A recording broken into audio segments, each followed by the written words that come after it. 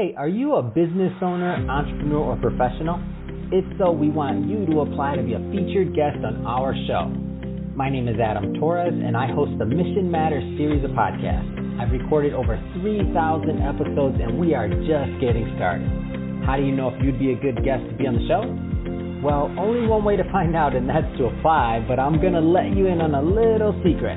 We want guests that have a story to tell, guests with a brand, a product, or a service that can benefit my audience of listeners. If this sounds like you, go to missionmatters.com and click on Be Our Guest to apply. I'd love to talk to you and get to know more about your story. Again, head on over to missionmatters.com and click on Be Our Guest to apply. All right, now let's get into the show. Hey, I'd like to welcome you to another episode of the Mission Matters Business Podcast, your source for all things business. My name is Adam Torres. You can follow me on Instagram at AskAdamTorres. Keep up with my book releases, book tour schedule, signings, all that other good stuff. Always love to connect with you there. And as always, if you'd like to apply to become a co-author of one of my upcoming books, just head on over to the website, missionmatters.com, and click on Become an Author to apply. All right, so today I have Jennifer Simpson on the line, and she's CEO over at Integrated Work. Jennifer, welcome to the show. Thanks, Adam. It's great to be here.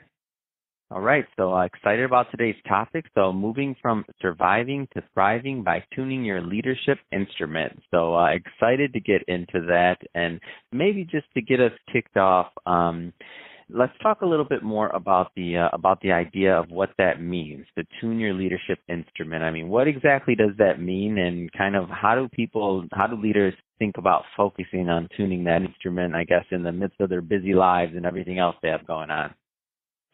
Yeah, absolutely. I think the first thing is just recognizing that who we are as leaders and how we show up is more important than anything we know, any set of experiences that we've had. And so over the last probably 10 years, I've really been on both a personal journey and working with leaders to really identify some practices that can help people connect and tap in. So everyone's heard the idea of beginning with breath, and I think that even though we know that, it's important to remind ourselves that just taking that beat and getting reconnected inside ourselves can be really effective.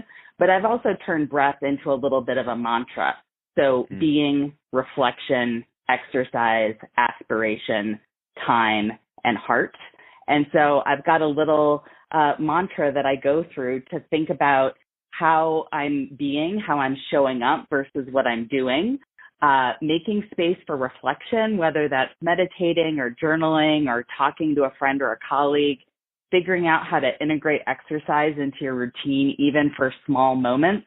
I've taken to putting my AirPods in and just going for a walk on call sometimes so that I can get out of my chair and get moving.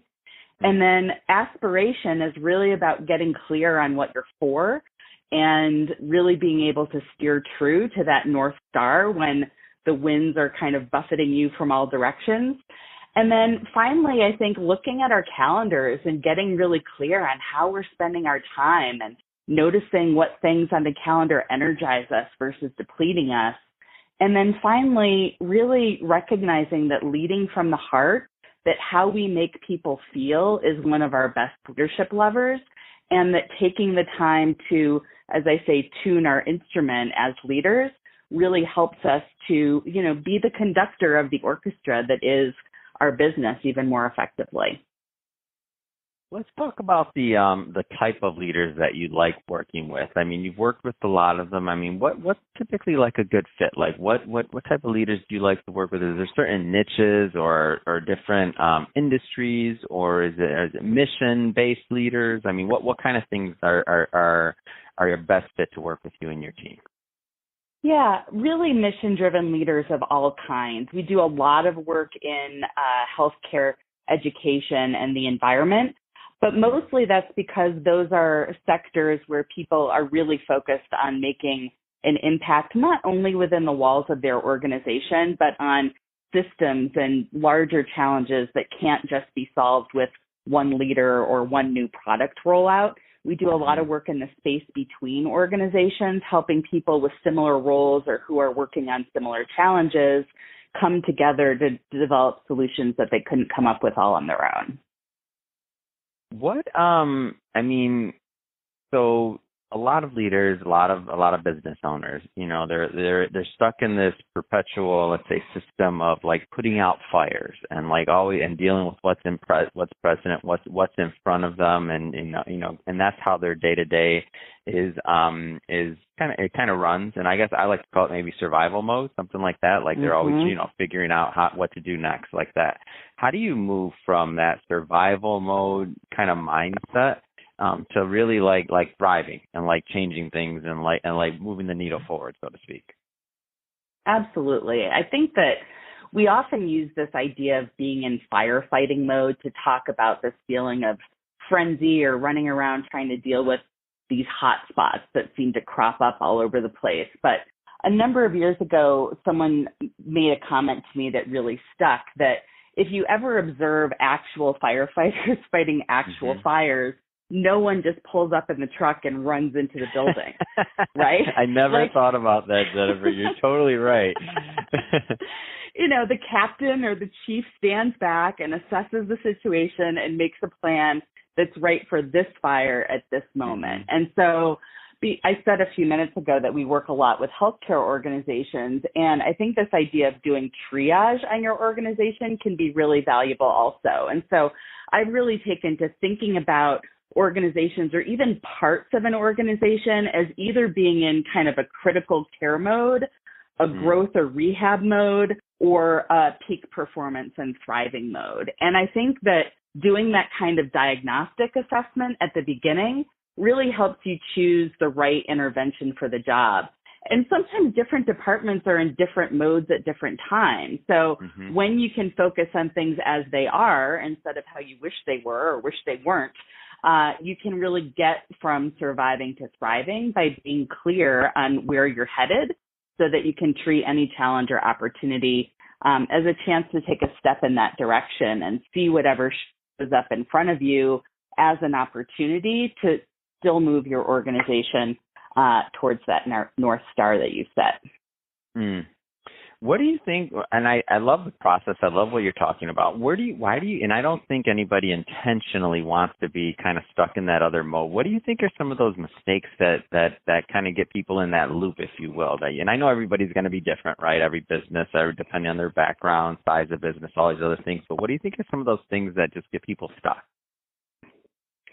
I think a couple things. And the first is really either not having clearly enough set that purpose and direction in the first place. So having financial goals or targets that aren't really connected to a larger purpose or mission, so that you really get focused on achieving that next milestone, but not being as clear as you could be on the overall trajectory or direction that you're moving in.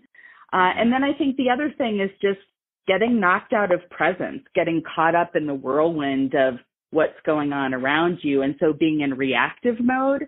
And that's where I think taking that beat to reground ourselves as leaders and make sure that we're the voice of calm and are able to show up in a way that allows the energy around us, the frenzy that others on our team might be feeling, to calm down so that we can re-engage our thinking brains.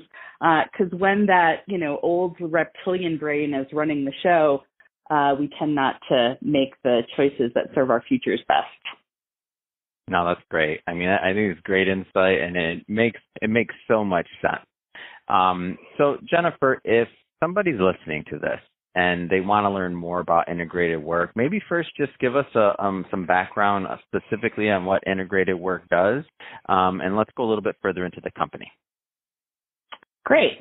We were founded 23 years ago, and the founder, Jessica Hartung, really founded the company out of the belief that work and life shouldn't be treated as separate things. So the notion of integrated work, really recognizing that who we are fuels what we do, and how we spend our time shapes the lives that we live.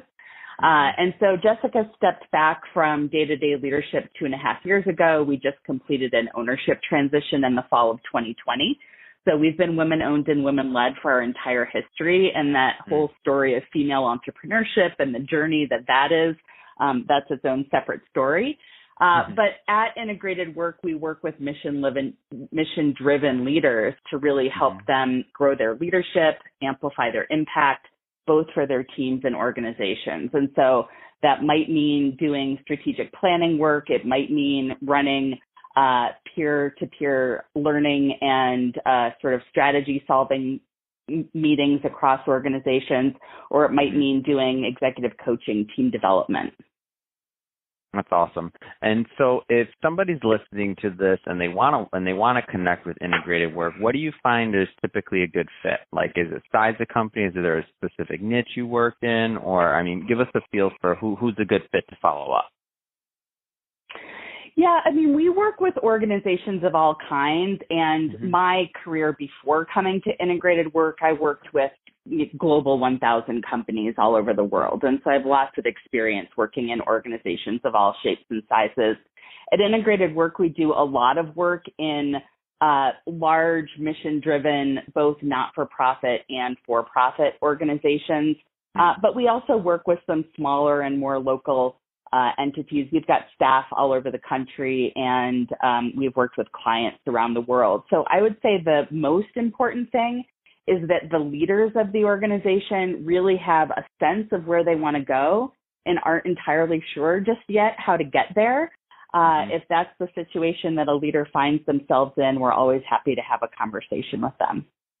Fantastic. And what's the best way for somebody to connect?